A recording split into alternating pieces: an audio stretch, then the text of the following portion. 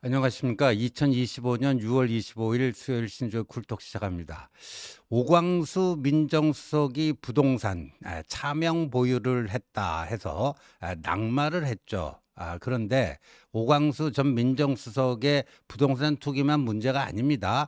지금 국정기획위원장, 이게 인수위원회를 대체하는 기구죠. 거기 장을 맡고 있는 이한주, 이재명의 특급 브레인, 뭐 기본 소득, 기본주택, 이 기본사회 시리즈를 입안한 사람이라는, 이 사람이 연일 군기잡기 하고 있는데 30년에 걸친 화려한 부동산 투기 경력이 도마 위에 올랐는데 모르는 체하고 입 딱 봉하고 공무원들 지금 군기잡기에 나서고 있죠. 또 안보실장 위성락, 이분도 직업 외교관 출신인데요.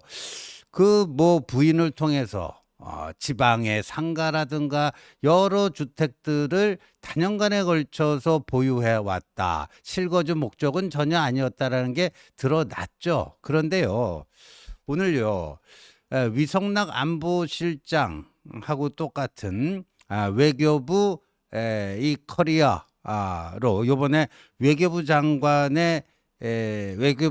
후보자로 지명된 조현, 이분이요, 오늘 중앙일보가 단독 보도하고 있는데, 이분의 부동산 투기, 이거는요, 상상을 초월합니다. 상상을 초월해요.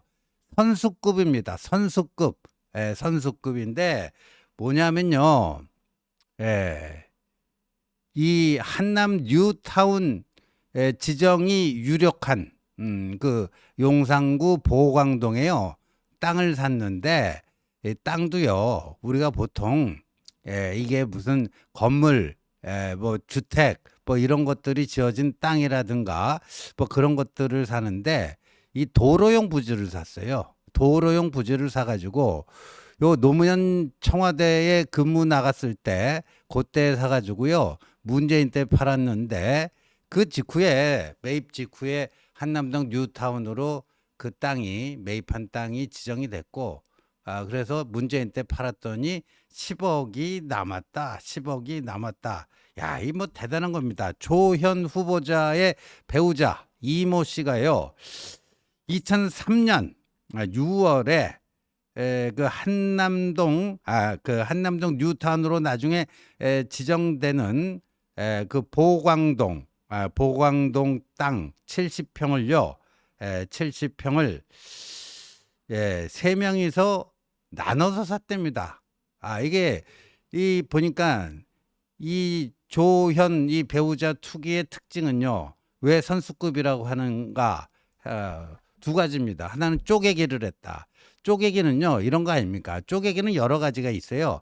무슨 거기에 뭐 재개발이라든가 뭐 이런 것들이 확실할 때, 그 굉장히 오래된 집을 사는데 한 채를 온전히 본인이 다 사들이기가 힘들 때, 뭐 그럴 때는 그 지분 쪼개기로 삽니다. 그러니까 아주 오래된 낡은 단독주택 같은 거를요, 거기에 뭐 30% 지분 이래가지고 거기에 재개발되면 그래도 한 30% 지분 갖고 있으면 딱지 하나 얻어갖고 25평 아파트 하나는 뭐 건질 수 있다. 이래갖고 지분 쪼개기, 이 재개발 지역에서는 지분 쪼개기 이 매입이 많이 있습니다. 근데 지분 쪼개기도요, 어떤 주택이라든가 상가, 이 지분 쪼개기는 많이 봤지만 이 도로용 부지, 도로 부지를 또 지분 쪼개기로 샀다? 그러니까 이게 쪼개기를 했다는 것도, 이거는 실거주 목적이 아니라 투기 목적이라는 게 분명한데, 그것도 쪼개기의 대상이 된 게 상가라든가 주택이 아니고 도로였다? 이건 그러니까 완전히 부동산 프로들, 선수급들이 하는 그런 거라는 거죠. 지금 그 조현 후보자의 아내가 샀다라고 하는 보광동 도로부지, 지금 딱 저거 찍어놨잖아요. 한강 접하고 있는 바로 그 구역입니다. 한남 상구역. 지금 순천향대 병원 바로 지하철역 한남역에서 도보로 걸어갈 수 있는 이 구역이에요. 지금 한남 1구역, 2구역, 3구역, 4구역, 5구역 있지만요. 1구역, 2구역은 한강하고 좀 떨어져 있어요. 아무래도 한강 뷰가 있는 그런 곳들이 더 가격이 올라가게 되는 거죠. 그런데 조현 후보자 아내가요. 이거를 2003년 6월에 70평 그 도로 부지를 3명이서 쪼개기 매입해 갖고 27평 정도를 사들였다라는 거예요. 그런데 참 대단하죠. 예, 보통요 이런 게 있답니다. 이 재개발이 확정될지 어떨지 불안하잖아요. 그런데 주택이라든가 상가는 재개발 사업이 뭐 될 것처럼 하다가 무산되는 한이 있더라도 건물하고 토지 뭐 이런 것들이 다 남잖아요. 그런데 도로 부지 잘못 사들였는데 만약에 재개발 그게 무산되면요. 이게 사실상 투자금 거의 전액 날린다고 합니다. 그러니까 이 하이 리스크 하이 리턴이다. 그러니까 투자 위험성이 제일 크다. 도로 부지에 투자하는 것들이 위험성이 제일 크다. 제일 크다라는 거예요. 그런데 이게 기가 막히게 요 시점이요. 언제 사들은 2003년 5월 초에 그때 그 당시에 이 조 후보자가 노무현 청와대 비서실로 파견 근무를 나갔는데 나간 지 한 달 만에 그 아내가 요 도로 부지를 쪼개기로 사들였다 하는 거예요. 그리고 나서 산지 정확히 5개월 후인 2003년 11월에 저 해당 부지가 한남 뉴타운 3구역으로 지정됐다. 그러니까 거기가 그렇게 3구역 재개발 3구역으로 지정될지 미리 사전 정보를 접하고 취득하고 요 땅을 사들인 게 아니냐 하는 건데 특히나요. 그 당시에 청와대 직원이었어요. 외교부에 있다가 노무현 청와대로 파견 근무 나갔는데 그런데 이 도로 부지를 사들이는 이유는요. 어떤 주택이라든가 상가라든가 이런 걸 사들이면요. 이게 다주택 중과세가 돼가지고요. 세금을 더 많이 물게 되는데 이 도로 부지를 사들이게 되면은 그 세금 중과세를 피할 수가 있다 하는 거예요. 그래서 이렇게 얘기한다는 거죠. 그 지역 부동산 중개사들 딱 얘기를 들어봤더니 주택이나 상가가 아닌 도로 부지는 물량 자체가 많지 않아서 일반 부동산 중개업자도 거래 알선하기가 힘들 정도로 물량이 없다라는 거예요. 그러니까 진짜 꾼들만 아름아름으로 거래하는 것이 저 재개발 예정 지역의 도로 부지다. 그렇다면 조현 후보자 아내가 어떻게 그거를 알고 저 도로 부지를 사들였는가? 청와대 파견 근무 나간 지 한 달 만에 사들였는데 그러고 나서 5개월 후에 한남 3구역으로 재개발이 확정됐다 하는 거예요. 야, 이 대단한 거 아닙니까? 대단한 거죠. 그런데 이걸 언제 팔았는가? 요거를요 2020년 12월에 팔았습니다. 12월에. 요때가요 문재인 정권 때인데 고위공무원들 다주택 부동산 팔아라. 그래갖고 그때 청와대 비서실장의 노영민도 청주에 자기 지역구 삼선했던 청주에 아파트가 있고 서울 반포에 있는데 자기 지역구 청주 거 팔고 똘똘한 강남 한 채 챙겼죠. 민정수석이었던 김조은 수석은 강남에 아파트 2채가 있었는데 아이고 나는 한 채 파는 것도 아깝다 해갖고 민정수석직을 그만둘 정도로 그랬는데 그때 이제 이 조현 후보자의 아내는 그때 팔았습니다. 근데 얼마에 팔았느냐? 11억 2천만 원에 팔았다. 11억 2천만 원에 팔았다. 근데요. 그 주변에 부동산 중개인들한테 중앙일보가 쭉 취재를 해봤더니 그 뉴타운 지정되기 전에 그러니까 매입 시점 2003년 6월 그 시점에는 요 뉴타운으로 지정될지 어떨지 그것도 불확실한 상태여 가지고요. 그 조현 후보자 아내가 사들인 27평 정도면 1억 원이면 사들였을 거다. 그러니까 1억 원에 사들인 것을 노무현 때 1억 원 주고 사들인 땅을 문재인 때 11억 2천만 원 주고 팔았다. 한 10억 남는 장사였다. 10억 남는 장사였다. 대단합니다. 대단해요. 이거는 정말 꾼들만이 알 수 있는, 일반 부동산 중개업자도 참 손에 올리기가 힘든 뭐 그런 아이템인데 정말 꾼들만 아름아름 거래했던 저런 거를 했다. 그래서 중앙일보가 조현 후보자 측에 뭐 해명을 할 게 없느냐 그랬더니 답이 돌아온 게 당장 답변이 어렵고 내일까지 입장을 밝히겠다. 뭔가 구린 게 있으니까 당장 밝히기 어렵겠죠. 이건 누가 봐도요. 세상에 도로 부지를 쪼개기로 사서 그래서 뉴타운으로 지정받고 노무현 때 1억 주고 사서 문재인 때 11억 주고 팔았다. 10억이 남겼다. 10억이 남았다. 이거 도대체 투기 아니고 뭘로 해명할 수가 있죠? 아니, 그러니까 이제 주택이라든가 이런 거는 변명이 그래도 되는 게, 거기 사실 실거주 하려고 샀는데 무슨 사정 변경이 생겨갖고 실제 거주하지는 못했다. 그러나 거주 목적으로 산 건 맞다. 뭐 이런 식으로 거짓말이라도 할 수 있게 되는데, 저 도로 부지는 뭘로 설명할 거예요? 해명이 안 되죠. 해명이 안 돼요. 도로 부지를 왜 사요? 정말 대단합니다. 이것도 노무현 청와대에 자기 남편이 그 파견 나가 있을 때 산 거니까 사전 정보를 취득하고 한 거라면요. 이거는 뭐 범죄 행위죠. 단순 투기가 아니고요. 범죄 행위입니다. 이 대단합니다. 그리고 어제 이제 김민석 총리 후보자 첫날 청문회고 오늘 이틀째 하는데요. 어제 뭐 TV조선이 또 단독으로 하나 발굴한 게 있습니다. 그 김민석 후원자 강신성 씨 있잖아요. 김민석이 미국 유학할 때 매달 450만 원씩 유학비를 이게 그 송금해 준 그 당사자고요.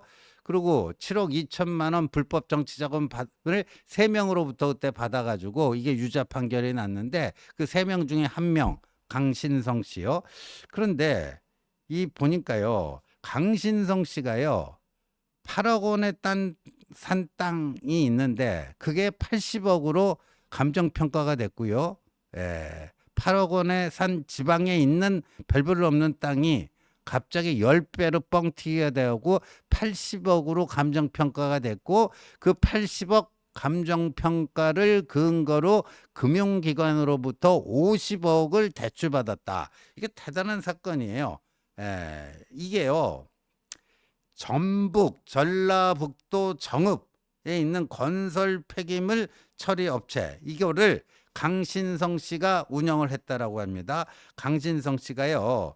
그런데 사업 시작 6년째인 2011년 6월에 주변 땅까지 사들여 갖고 사업 부지를 확장을 한 적이 있다라고 합니다. 그러니까 전북 정읍에 김민석의 후원자인 강신성 씨가 건설 폐기물 처리 업체를 운영하고 있었는데 2011월 6월경에 그 주변 땅까지 추가로 또 매입을 해가지고 이거를 확장을 했는데 그런데 말이죠.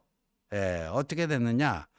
그 주변 땅을 사들인 지 바로 한 달 만에 이게 그 강신성 씨가 운영하던 도로 폐기물, 건설 폐기물 그 처리 업체가 도시계획시설 시행사로 지정이 된다. 뭐 이런 얘기입니다. 그러니까요. 그때 이제 정읍시장 지자체 선거가 있었어요.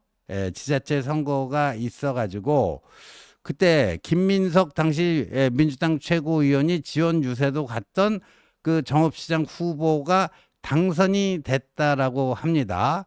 근데 당선된 지 얼마 안 돼 가지고요. 딱 임기 시작한 지 4개월 만에 요 강신성 씨가 운영하던 건설 폐기물 그 확장 사업, 건설 폐기물 그 처리 업체 거기에 사업 확장을 승인을 해줬어요.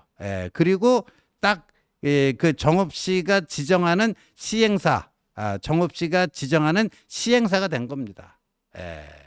그러니까 김민석이 지원 유세를 갔던 정읍시장 후보가 당선된 지 넉 달 만에 김민석의 후원자인 강신성에게 특혜를 베풀어 줬다. 도시계획시설 시행사로 딱 지정이 됐다. 그래서 공시지가 10억 원에 새로운 부지를 매입을 했는데, 근데 감정평가를 해보니까 그거보다 10배가 더 뻥튀겨진 80억으로 감정평가가 됐다. 임금 땅값에 비해서 월등히 높은 가격으로 감정평가가 됐다. 이 감정평가도요, 이게 지자체에서 자기들이 주로 거래하는 그 감정평가사가 있는데요, 대충 얼마쯤에 좀 맞춰줘, 뭐 이런 얘기들이 불가능한 게 아닙니다. 그러니까 이 땅은 조금 주변 시세보다도 좀 높게 좀 평가를 해주는 게 좋겠어. 왜냐하면 그 감정평가를 발주하는 곳이 정읍시청이다 보니까 그 감정평가사들도요, 그 발주처의 의견을 무시할 수가 없는 거죠. 그러니까 웬만하면 그쪽에 기대 수준에 맞춰주고 그렇게 합니다. 그러니까 이 10억 원에 사들인 땅이 갑자기 8배가 뻥튀기가 돼가지고 80억으로 평가를 받았어요. 8억에 산 땅이 8억에 산 땅이 이 80억으로 뻥튀기가 돼버렸다. 그래서 정읍시청 관계자도요, 그렇게까지 높게 감정평가된 것은 잘 이해가 되지 않는다. 그런데 이렇게 80억으로 감정평가가 되니까 어떤 이점이 있는가? 이 정도 밸류가 있다. 이 땅의 밸류가 감정평가 기관 그 사들이 80억 시세, 그러니까 그걸 근거로 해가지고 그 소유권을 은행으로 넘기면서 50억 원의 신탁대출, 50억 원의 신탁대출을 받았다 하는 거예요. 그러면 이 김민석의 큰손 후원자인 강신성이 이게 거의 봉이 김선달 봉이 김선달급이죠. 그래서 8억에 산 땅을 80억으로 감정평가 받아서 은행에서 50억 대출을 받는데, 그거를 다 그렇게 해주도록 한 사람이 정읍시장인데, 그 정읍시장은 김민석이 최고위원 시절에 지원 유세도 가고 뭐 했던, 그 공천 과정에도 개입을 했을 수도 있겠죠. 그러니까 이렇게 이권이 작용한 거 아니냐, 뭐 이런 겁니다. 이런 거고요. 그 다음에 어제 또 좀 진짜 그 김민석 그 청문회 보다가 황당했던 게요.